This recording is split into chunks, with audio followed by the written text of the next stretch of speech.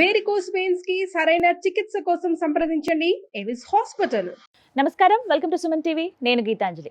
ప్రస్తుతం మనతో పాటు శ్రీచక్రపీఠం వ్యవస్థాపకులు, ప్రముఖ జ్యోతిష్యులు డాక్టర్ ప్రదీప్ జోషి గురువు గారు ఉన్నారండి. వారితో మాట్లాడి సోమవతి అమావాస్య డిసెంబర్ 30వ తారీఖున ఆ రోజున ఖచ్చితంగా అందరూ పాటించవలసిన నియమాలు ఏంటి, ఆ రోజు విశేషం ఏంటి, అలాగే ఎటువంటి పరిహారాలు చేసుకుంటే మంచిది, గురుగారి మాటల్లో విని తెలుసుకుందాం. గురుగారు నమస్కారం అండి. శ్రీమాత్రే. డిసెంబర్ 30వ తారీఖున అమావాస్య, ఇది కూడా సోమవారంతో కూడుకున్నది కాబట్టి సోమవతి అమావాస్య ఇలాంటి వారు చెప్తే తెలుసుకున్నాను. అయితే ఆ రోజు ఏమైనా ప్రత్యేకతలు ఉన్నాయండి? ఆ రోజు పాటించవలసిన నియమాలు ఏంటి, ఇంట్లో విధిగా ఆచరించవలసింది ఏంటో వివరించండి. శ్రీ గురుభ్యో నమః. శ్రీమాత్రే నమః. సోమవతి అమావాస్య, సోమవారం అమావాస్య కలిసి వస్తే మరణగండాల్ని మనం అతిక్రమించవచ్చు. సోమవతి అమావాస్యకున్న ప్రాధాన్యతనే అది. సోమవారం ఎవరికి అంటే చంద్రుడికి ప్రధానమైంది, చంద్రుడు శివుడికి ప్రధానమైంది. సో చంద్రుడు శివుడు, చంద్రుడు ఎక్కడ ఉంటాడు? శివుడి నెత్తి మీద ఉంటాడు. సో శివయ్య ఆరాధన చేయాలి సోమవారం రోజు. ప్రధానంగా ఎవరెవరికైతే ఆరోగ్య సమస్యలు ఉన్నాయో, మరణగండాలు ఉన్నాయో, శత్రుబాధ ఉందో, అదేవిధంగా ఇంకా తెలియని బాధలు, శత్రువుల మూలకంగా ఆస్తి సమస్యలు, తగాదాలు, గొడవలు, ఏ సమస్య ఉన్నా సమస్య పరిష్కారానికి, అరిష్ట నివారణమునకు సోమవతి అమావాస్య శ్రేష్టమైంది. సోమవతి అమావాస్య రోజు విశేషంగా చేయవలసింది ఏంటంటే శివుడికి అభిషేకం చేసుకోవాలి, గంగా స్నానం చేయాలి, లేదా ఏదైనా నదీ స్నానం చేయాలి. సోమవతి అమావాస్య రోజు తప్పకుండా తలస్నానం చేయాలి. అండ్ సోమవతి అమావాస్య రోజున శివుడికి అభిషేకం చేసేటప్పుడు ఆ నీళ్లల్లో, రాగి చెంబులో నీళ్ళు వేసుకొని ఆ నీళ్లలో కొన్ని నల్ల నువ్వులు వేసి ఆ నీళ్లతో స్వామివారికి అభిషేకం చేయాలి. సో విశేషంగా ఎవరికైతే గర్భబాధలు ఉంటాయి, అంటే సంతానం కాదు, అలాంటి వాళ్ళు ఏం చేయాలంటే సోమవతి అమావాస్య రోజున శివుడికి అన్నపూజ చేయాలి. అన్నపూజ చేసి ఇంత ప్రసాదం స్వీకరించాలి. అందరికి కూడా అన్నదానం చేయాలి. సోమవతి అమావాస్య అన్నదానం చేయాలి. అదేవిధంగా ఈ ఏలినాటి శనితో ఇబ్బంది పడతా ఉంటారు ఎవరు? ఇప్పుడైతే మకర, కుంభ, మీన రాశి వాళ్ళు. వీళ్ళు ఏం చేయాలి? ఈ స్కూళ్ళకి వెళ్ళే పిల్లలు ఉంటారు, అంటే మనకి గవర్నమెంట్ స్కూల్స్కి వెళ్ళే పిల్లలు, కొంతమంది పేద పిల్లలకి ఈ సోమవతి అమావాస్య రోజున పుస్తకాలు ఇవ్వడము, పెన్నులు ఇవ్వడము, లేదా వాళ్ళకి యూనిఫామ్స్ బట్టలు ఏమైనా ఇవ్వడము, లేదంటే షూస్ కానీ చెప్పులు కానీ కొనివ్వడం, ఇవి చేయాలి. ఇవి చేయడం వల్ల కూడా మంచి ఎనర్జీస్ వస్తాయి, అంటే మీ నెగిటివ్స్ మొత్తం పోతాయి. శని దీనజనుల మీద ఉంటాడు, ఎప్పుడైనా గుర్తుపెట్టుకోండి.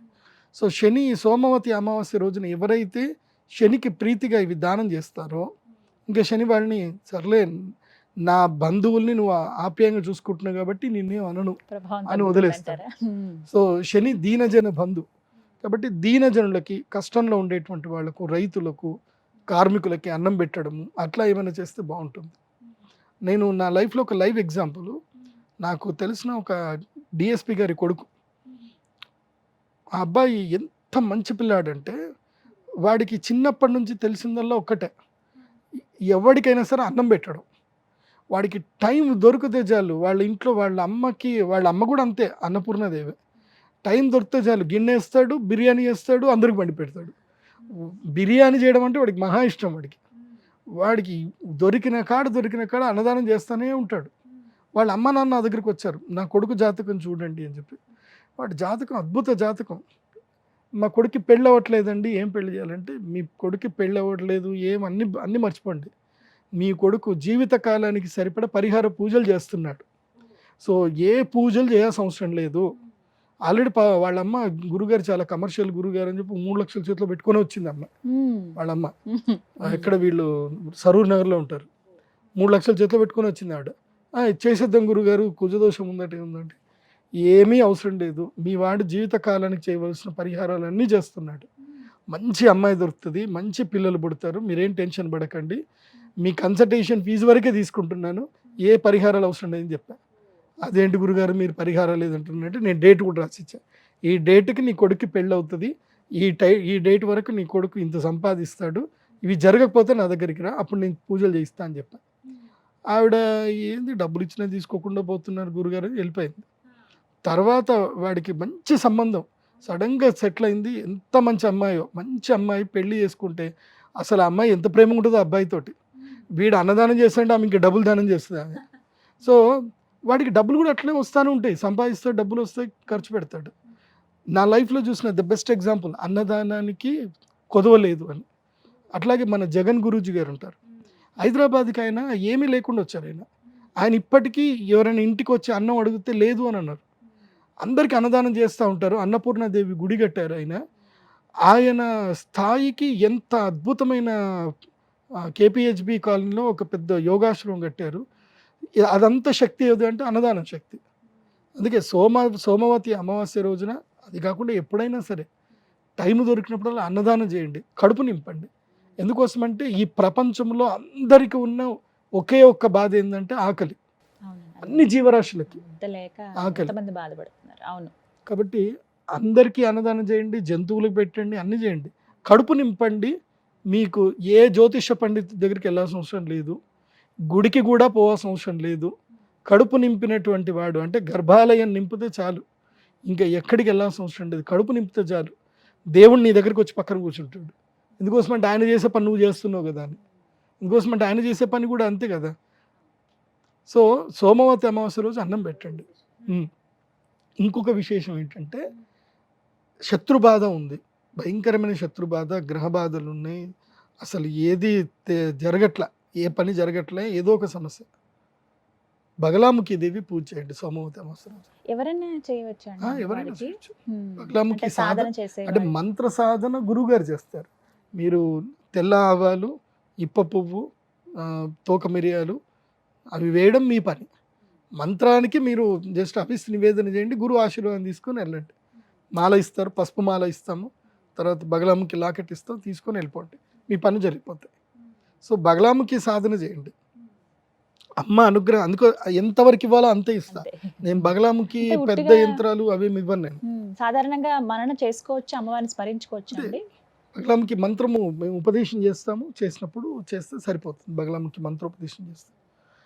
ముఖ్యంగా సోమవతి అమావాస్య రోజు చేయవలసింది బగలాముఖి సాధన, దేవీ సాధన చేయాలి, మంత్ర సాధన చేయాలి, శక్తి సాధన చేయాలి.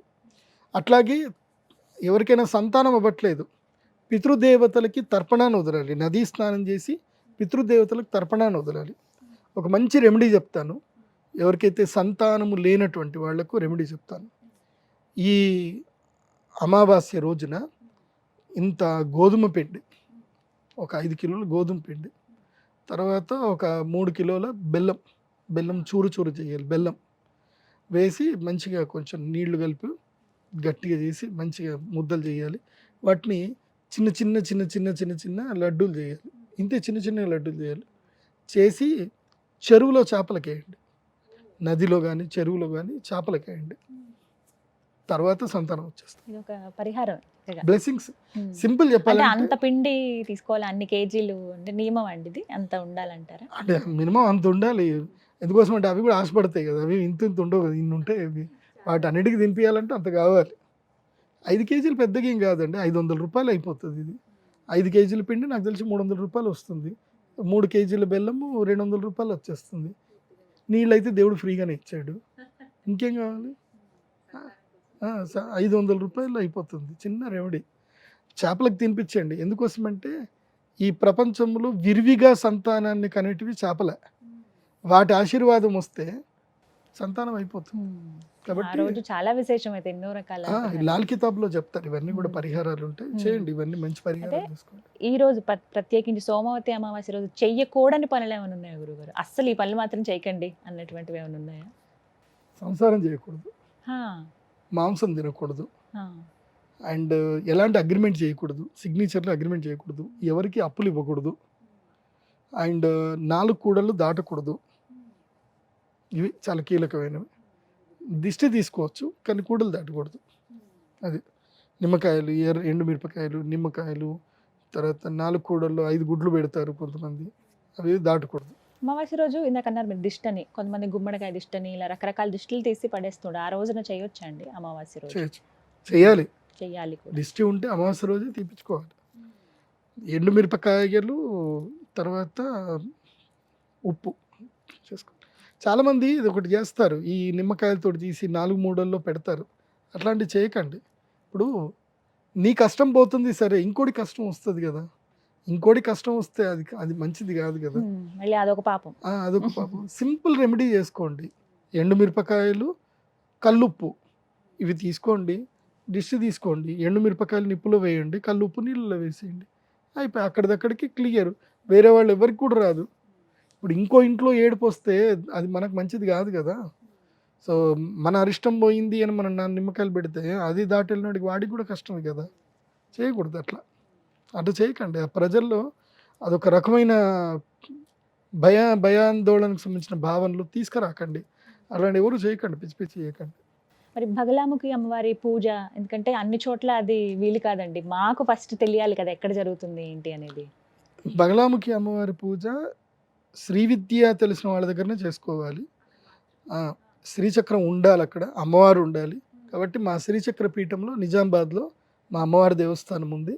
అక్కడ ప్రతి అమావాస్య బగలాముఖి పూజ చేస్తాము. ప్రతి అమావాస్య. ఎందుకోసం అంటే ఈ మధ్య కంప్లైంట్లు ఎక్కువైపోయాయి. కంప్లైంట్ దారి చాలా ఎక్కువైపోయాయి. పోలీస్ స్టేషన్కి వెళ్తున్నారో లేదు తెలియదు కానీ మా దగ్గరికి మాత్రం భయంకరంగా వచ్చేస్తున్నారు. గురుగారు అక్కడికి పోతే పని డిలే అవుతుంది. Justice will serve in too late. Justice serve అవ్వడానికి 5 ఏళ్ళు 10 ఏళ్ళు పడుతుంది. జస్టిస్ ఇమీడియట్లీ సర్వ్ అవ్వాలి. ఏం చేయాలి? బగలాముఖికి వచ్చేయండి. ఆమె యూనివర్సల్ జస్టిస్. ఆమె చేసుకుంటుంది. ఆమె దగ్గరికి వచ్చి తెల్ల ఆవాలు, ఇప్ప పువ్వు, తర్వాత తోక మిరియాలు ఇవి వేసి హవిస్సు నివేదన చేయండి. ఆమెకి మీరు అప్లికేషన్ పెట్టినట్టే, కంప్లైంట్ అక్కడ ఇచ్చినట్టే. ఇప్పుడు పీఠం దగ్గర ఆ రోజున ప్రత్యేకంగా ఆ రోజు చేస్తాము. సాయంత్రం వేళల్లో, సాయంత్రం 5 నుంచి 9 గంటల వరకు ఉంటుంది. ఆ వేళల్లో వచ్చి యాగం చేసుకోండి. అమ్మవారికి మీ కంప్లైంట్ అక్కడ ఇవ్వండి, అమ్మవారు చూసుకుంటుంది. మీ సమస్యలు ఏమున్నా అమ్మవారు చూసుకుంటుంది. అక్కడ ఇంకా ప్రత్యక్షంగా రావాల్సి ఉంటుంది కదా. ప్రత్యక్షంగా రావాలి. ఇవి ఆన్లైన్ పూజలు అయితే ఉండవు బగలాముఖికి. తప్పకుండా పసుపు మాల తీసుకోవాలి. అక్కడికి వచ్చిన తర్వాత పసుపు మాల ప్రసాదంగా తీసుకోవాలి. ఒకవేళ మేము రాలేమంటే కనీసం మాకు పసుపు మాలను పంపించండి అని అంటే మీకు పసుపు మాల పంపించేస్తాము. pradeepjoshi.com వెబ్సైట్ ద్వారా మాత్రమే మీరు బుకింగ్స్ చేసుకోవాలి. ఆ వెబ్సైట్లో కనిపించిన ఫోన్ నెంబర్లు మాత్రమే విజిట్ చేసుకోవాలి. ఇప్పుడు సుమన్ టీవీలో నా ఫోన్ నెంబర్ ఇస్తున్నారు, కానీ ఏం చేస్తున్నారంటే మన వీడియోని ఇంకో దగ్గర కాపీ చేసుకొని వాళ్ళ ఫోన్ నెంబర్ చేసుకొని అవి షార్ట్స్ చేసుకుంటున్నారు. వాళ్ళకి ఫోన్ చేయగానే ఆ గురుగారు ఉన్నారండి, స్నానం చేస్తున్నారండి, లేదంటే పూజ చేసుకుంటున్నారండి, ఆ గురుగారితో మాట్లాడడం కుదరదండి, మీకు ఏమన్నా ఉంటే మేము పంపించేస్తానులేండి అని చెప్తున్నారు. నా పేరు చెప్పుకొని వేరే వాళ్ళు వ్యాపారం చేస్తున్నారు. దయచేసి మోసగాళ్ళని నమ్మకండి. గురువు గారి వెబ్సైట్ ఏదైతే ఉందో అందులో నా వెబ్సైట్ ద్వారా మాత్రమే విజిట్ చేసి బుకింగ్ చేసుకోండి. అండ్ అపాయింట్మెంట్, జ్యోతిష్యం అపాయింట్మెంట్ నేను నేరుగా వీడియో కాల్లో మాట్లాడే అపాయింట్మెంట్ ఇస్తాను ఎవరికైనా. అండ్ నా కన్సల్టేషన్ ఫీజు 25,000 ఉంటుంది, రూపాయి తక్కువ ఉండదు. 200 రూపాయలు గురుగారి కన్సల్టేషన్ ఎక్కడ ఇవ్వరు. ఈ మధ్యకాలంలో నేను విన్నది ఏంటంటే నా అపాయింట్మెంట్ 500కే ఇస్తున్నారట. 500కే నా అపాయింట్మెంటు. మీరు 500 పే చేయండి, మీ సమస్య చెప్పండి, గురుగారు పరిష్కారం చెప్తారు, మేము మీకు చెప్పేస్తాం. 500 వేయించుకుంటున్నారు, ఏదో వాళ్ళకి నచ్చింది చెప్తున్నారు, నేను చెప్పానని చెప్పి వాళ్ళు బాధలు పడుతున్నారు. ప్రదీప్ జోషి గారితో మాట్లాడాలంటే డైరెక్ట్గా వీడియో కాల్లోనే మాట్లాడతారు. అది pradeepjoshi.com వెబ్సైట్ త్రూ విజిట్ అవుతేనే నాకు పేమెంట్ అవుతేనే నేను మీ వీడియో కాల్లో మాట్లాడతా. బాగా గుర్తుపెట్టుకోండి. ఈ మోసగాళ్ళు బాగా మంది తయారయ్యారు, దయచేసి మీరు మోసపోద్దని చెప్పి మొత్తంగా సోమవతి అమావాస్య ఈ రోజున పీఠం దగ్గర అయితే హోమం నిర్వహిస్తారు. శ్రీచక్ర పీఠం జగదంబ సన్నిధానంలో అక్కడ 360 కిలోల శ్రీచక్రం పెట్టాము. అక్కడ పంచలోహ శ్రీచక్రం, మహాశక్తి. శ్రీచక్ర స్పర్శ చేస్తే చాలు నెగిటివ్స్ అన్ని ఇట్లా ఎగిరిపోతాయి. అవునా, చెప్తున్నప్పుడే అనిపిస్తుంది. దర్శిస్తాం, ఖచ్చితంగా వస్తాను గురుగారు నేను. మంచిది. శ్రీమాన్, నమస్కారం.